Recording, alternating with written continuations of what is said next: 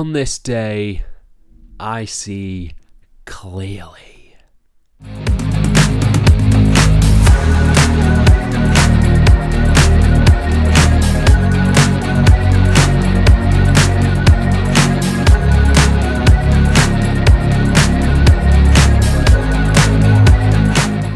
Hello and welcome to FTTR, I am Hugh McQuaid, and today we are talking about AEW Wrestle Dream 2023. The new AEW pay-per-view has occurred, has happened, has taken place last night, and there is a lot to dive into with this show. But before we dive into that, please hit subscribe, please like this video, please comment your thoughts down below on what you thought of the show. Did you like it? Did you hate it? Let me know everything you want. And now, Wrestle Dream. So Wrestle Dream overall, I think I'm probably in the minority. I thought this was a fine show. I didn't think it was the best show that AEW have ever put on. I don't think it's the best show of the year by any stretch. I had a few issues with this show, but when it delivered, by God, did it deliver. Match of the year contenders on this show, and yeah, a shocking end that we will talk about at the end of this video. But this is my review where I run through every match, everything that happened on the show, and my general thoughts, and then you tell me about it in the comments. So we started off, I did not watch 0 Hour, which had, I think, 4 matches on. The only bit I've seen from 0 Hour, which I thought was goddamn hilarious, was the tribute for Antonio Inoki, and they had the balls to have Christian Cage watching backstage. I thought that was so funny. Christian Cage is the best. But we started off the show with MJF in a handicap match defending his Ring of Honor tag team titles against the Righteous. This match was fine. This match was exactly what I thought it was going to be. It didn't blow my mind. It didn't, move me. It didn't really further the Adam Cole story that much. But I just think that in terms of sorry while I mute my computer. Boom. I just think, is this what I really wanted for MJF on this show? It was comedy, it was, playing up it was building on him working by himself and shoving Vincent's head up Dutch's bottom, which was funny. But again, this is the AEW World Champion. I'd like him to be, featured a bit more prominently on the show rather than defending the Ring of Honor tag team titles. And I think that's the issue we've got into with them winning the belts, is that they will defend that more than MJF will defend the world title. I loved his stuff with Samoa Joe. I thought that was great, but again, it's sort of trickled back down a little bit again. Overall, this was fine. MJF won, kangaroo kick, send the crowd home happy. Brilliant babyface performance though. He is one of the best babyfaces working in wrestling today. And it was a fun way to open the show, but again, not what I'd be doing with the AEW World Champion. Now we dive into my main issue with this show. I felt that, like a lot of AEW pay-per-views, I felt the length of this show. It was way too long, way overstuffed. I think there are about 3 matches on this card that could have been on TV. I feel like you could have cut them, and I'm sorry to say, but this next match was one of them. Eddie Kingston defending New Japan Strong Openweight Championship and the Ring of Honor Championship against Katsuyori Shibata. This was a great match. I'm not denying that this was a really good match, really good in-ring quality of work, but did this have a place on this show? I don't think it did. I think it was just, it didn't hit the level that I wanted. It was really good, but again, really good on a show called Wrestle Dream. I would rather this show have been a lean 3 hours 20, shave off some of these matches and put them on TV. It'd be a shame because this would probably get bumped to Ring of Honor, which is sad. But then again, quality of the show, I thought it affected the quality of the show because I didn't really fully get invested in this, because I think it was there was no doubt in my mind that Eddie Kingston was winning this match. And they had some interesting stuff in here. They had like the technical nature of Shibata going up against the brute strength and striking style of Eddie Kingston, which I thought was nice. And Eddie Kingston picked up a definitive win over Shibata, which I thought was really good. He hit the Hurricane and then he hit the Powerbomb. I liked that a lot. I like that Eddie is looking strong. I like that he's featured prominently, but this did not need to be on the show. And I thought it really didn't help how I felt about the show. If anything, it dragged it down a little bit, which is weird to say because it was a really good match. But pacing-wise, just did not work for me in the grand scope of things.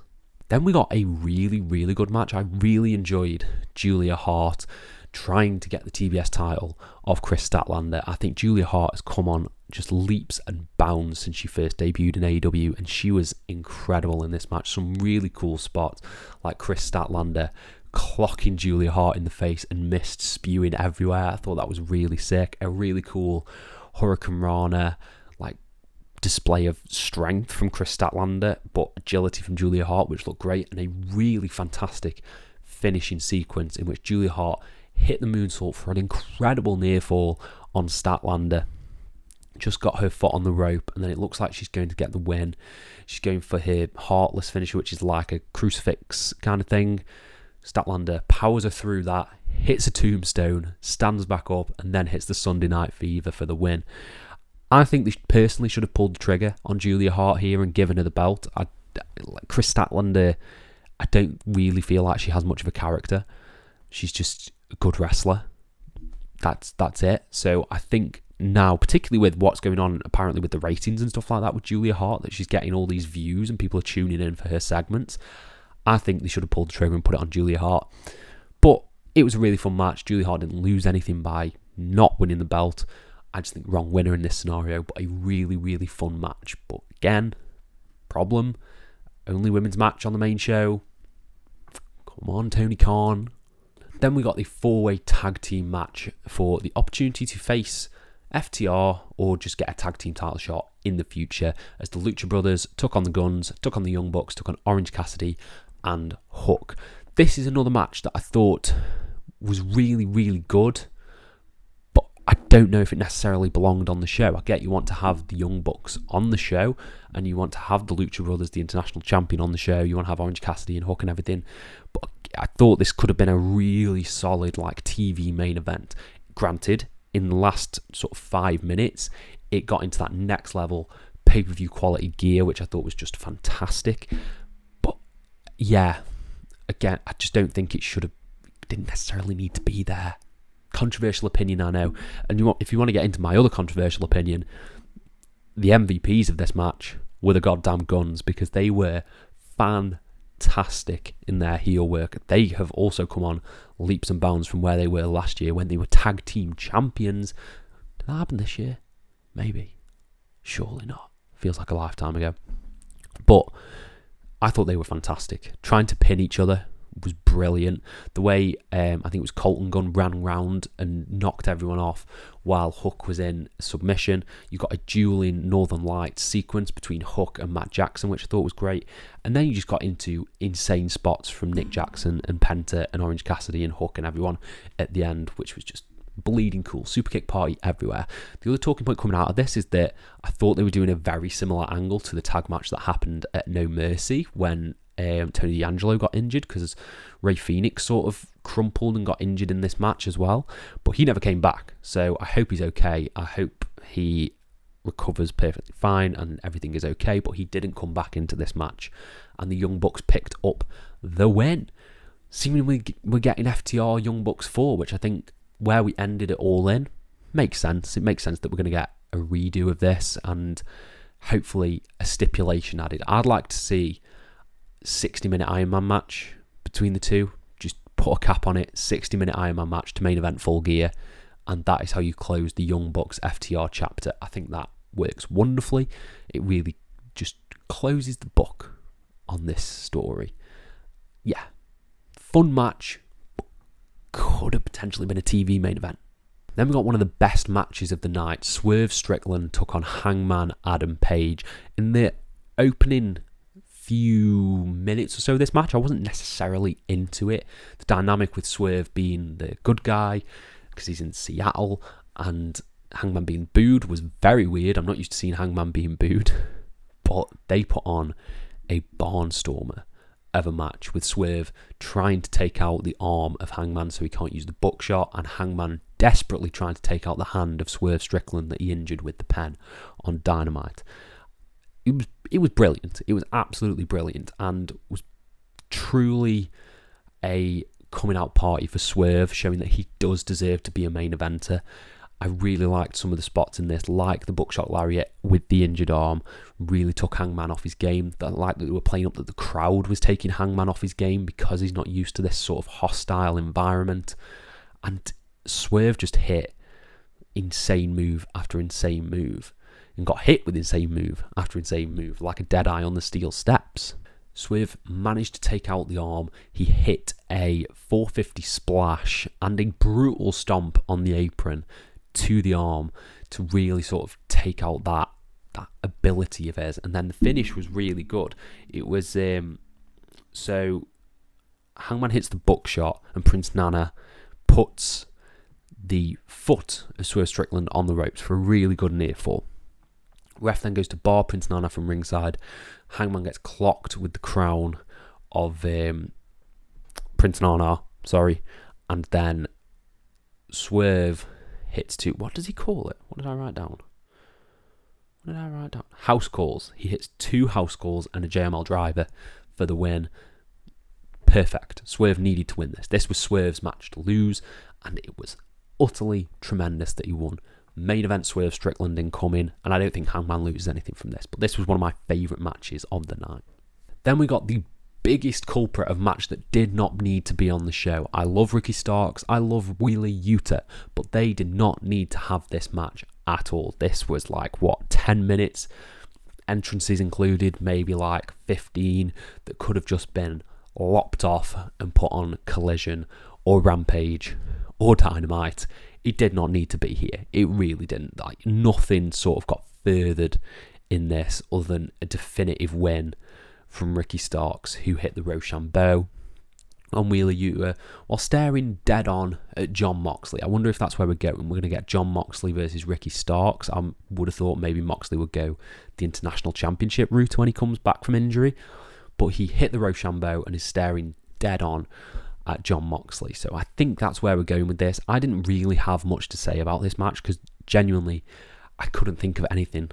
I did not get on board with why this was on the show, but it was completely fine. I like that we're setting up a Moxley feud for Ricky Starks and that he's kept in that top tier main event scene, main event level. But yeah, cut this match from the show. You can easily lean out the show by doing that. Then we got match of the night. Danielson, the American Dragon, taking on Zack Sabre Jr. This was incredible. Match of the year contender.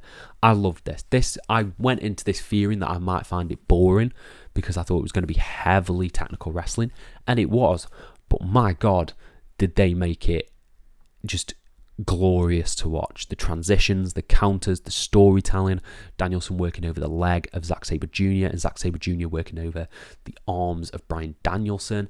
It was just sensational to watch, and some of the counters and just the really nasty stretches that they put each other in was beautiful, absolutely beautiful. And what I loved about this, I didn't take notes through this match because I just wanted to sit back and enjoy it.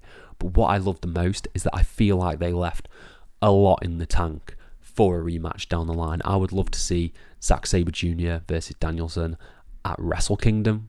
Make that happen, have the rubber match there. And the finish itself, Danielson just eked out the win by getting those lucky shots in with the Psycho knees. He hit 2 Psycho knees on Zack Sabre Jr. for the win. Utterly tremendous. One of my favourite matches of the year. Danielson is on the tear. Is this the best year of Danielson's career? Because he's got 3 match of the year contenders already. His Iron Man match with MJF, his dog collar match his strap match, with Ricky Starks, and he's got this match as well. You could maybe even throw in the Okada match if you really wanted to. This was glorious, absolutely glorious, and you should go out of your way to watch this. I'm not going to go into every spot because I cannot. I haven't taken the notes. I was just pouring myself into this match. But yeah, best match on the show, and you should definitely go out of your way to see this one. Then we got the Don Callis family, Takeshita, Will Ospreay and Sammy Guevara taking on the Golden Lovers and Chris Jericho in a match that I thought got really good by the end, but this went a long time. For some reason, these 6-man tags that sort of Omega and Ibushi have been having haven't been clicking with me. I didn't think that the one at All In clicked with me, and then this one didn't click with me either. There were some really cool spots. I like Jericho trying the Omega thing of getting hit by his own move and kicking out on one. I thought that was funny. It didn't get as big a pop as the One-Winged Angel did at Forbidden Door, but it is what it is. And I don't necessarily like Will Ospreay's affiliation with Don Callis. It just seems a bit weird.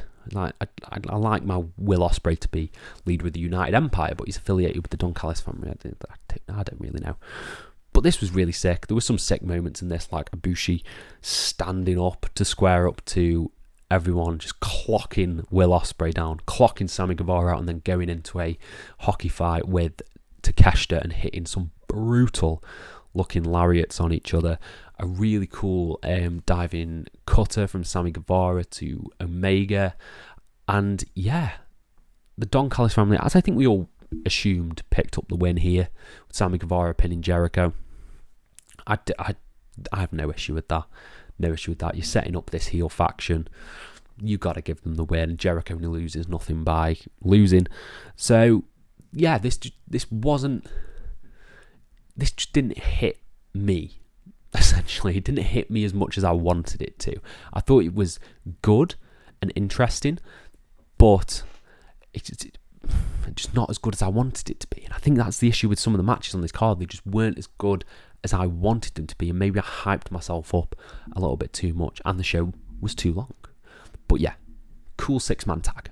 Then we got maybe my biggest disappointment of the night, and maybe this is controversial, maybe I'm going to get heat for saying this, but FTR versus Aussie Open, I didn't think came close to their match at Royal Quest. I don't know why. I don't know what it was about this match that I felt disconnected with. Maybe it's because there hasn't really been a compelling story going into it. Maybe it's because it just didn't capture that magic. But for some reason, I think it might have been also burnout from the crowd. This seemed to come at the wrong time, like in between a really high-octane 6-man tag and the main event. But the crowd seemed a bit burnt out as well, and it didn't really click for me. I sort of knew that FTR were going to pick up the win as soon as the Bucks won their match earlier in the night. So maybe invert that. Maybe have FTR as the third or fourth match and have the 4-person tag at the end of the show. Maybe that would have made it a little bit better. But I just don't think there was anything necessarily like groundbreaking or something that I wasn't expecting happened in this match. It sort of played out exactly as I thought it would, with FTR picking up the win. They hit a neat top rope shatter machine though that looked beautiful on Kyle Fletcher. I think there may have been some sort of injury in here as well. I think Mark Davis tweeted something out about his wrist, so maybe that played into it. But this just didn't connect with me, which is a shame, because I love FTR. I love FTR and I love Aussie Open, but something about this match just did not gel for me, and I think I might be the problem. But yeah, let me know your thoughts on this match, because it's probably my hottest take. Didn't gel with me. Let me know if I'm wrong. And following that, we have the main event. We have Christian Cage defending the TNT title against Darby Allin in a match that is 2 out of 3 falls, still disqualifications, but they pushed that to the limit, which I really liked, because we know Darby loves his hardcore stuff, and he did hardcore without it being a hardcore match. There were some brutal bumps in here. Let's talk about the first funniest fall, which was Darby Allin rolling Christian Cage in his turtleneck and then getting a jackknife pin on him, and Christian Cage on the outside of the ring with the turtleneck like pulled over his face. Looked so funny, and that was a great fall. I like that Darby went one up as well, because you knew heel shenanigans were going to play into this, and it wasn't necessarily fully heel shenanigans, but Christian Cage just destroyed Darby Allin on the steel steps in one of the most brutal spots of the year, I think, where he just chucked Darby into the steps, not the flat bit, the steps, and his body looked broken after that. Ref counts to 10, Darby is counted out, he loses the 2nd fall, and then we get into the big climactic final 4. Christian Cage cuts the ring mat up, exposes the boards, exposes the wooden boards, hits a kill switch for a very close near fall, which I thought was great. All the while, Nick Wayne's mum is in the crowd as well. She throws water on Christian Cage, which was awesome. And yeah, just have brutal spots onto the boards. A sunset flip bomb from Christian onto the boards. You have a Scorpion Death Drop onto the boards. Scorpion Deathlock gets locked in from Christian onto Darby. And then spear from Christian. The ref goes down. Nick Wayne runs down to stop Christian using the TNT Championship to clock Darby. Both guys are standing next to each other. It's 2-on-1 against Christian Cage. Boom. Nick Wayne swerves, hits Darby in the face with the TNT title, turns heel, and Christian Cage gets the win, retaining his championship. I'm here for this. I'm here for Nick Wayne being involved in Christian Cage's little faction. I can't wait to see what sort of comedy gold they come up with, because they're going to work incredibly well together. And from there, you have Luchasaurus come down to help with beatdown. Sting comes down, and they brutalise Sting. And they're going to hit the concerto on Sting. Lights go out. Video package plays of someone getting in a car with a country song that I'm not going to pretend that I know the name of. Video ends. You think you know me. Adam Copeland, I nearly did an MJF and said it there. Adam Copeland, the Rated R superstar, as Taz was calling him, is in AEW. He runs down to the ring. Great pop. Goes to take the chair from Christian. Goes to hit Sting. Hits Nick Wayne. Throws the chair at Luchasaurus while Christian skedaddles. Spear to Luchasaurus. Spear to Nick Wayne. Edge is all elite. I said it. Edge is all elite. And I cannot wait. I'm so excited to see what Edge does in AEW. Even though I'm going to have to get used to calling him Adam Copeland. It's going to be so hard to not call him Edge. My God, I'm so happy. I'm so happy. I love Edge. I was thinking about this last night. I was thinking about the fact that sort of Edge is probably the most consistent wrestler throughout my childhood. From when I started watching in like 2007, 2008, he was in that main event scene all the way through to when I stopped watching in 2012-ish. He was always there. Edge is like, I don't think of it often, but Edge is one of my guys. He's one of my childhood icons. And now he's in my favourite wrestling promotion in the world. I'm so excited. So excited. And it was such a cool way to close the show and cap off Wrestle Dream. Wrestle Dream, in my opinion, was pretty good. I don't think it was terrible. I think it was just hampered by length and a little bit by build. I think it was too long and the build was a little bit lackluster for some of these matches to get me invested. Overall, I give it 3 out of 5. I think the match of the year contender between Bryan Danielson and Zack Sabre Jr. I think the main event was really, really cool. I think the TBS title match was one of my favourite matches of the night, and Hangman Swerve was awesome, but there was just a lot of potential filler in there, and I was a bit underwhelmed by Aussie Open FTR. So that caps off Wrestle Dream. Let me know your thoughts down in the comments below, and I'll try and apply to every single one of them. Thank you all ever so much for your support, and have a nice day.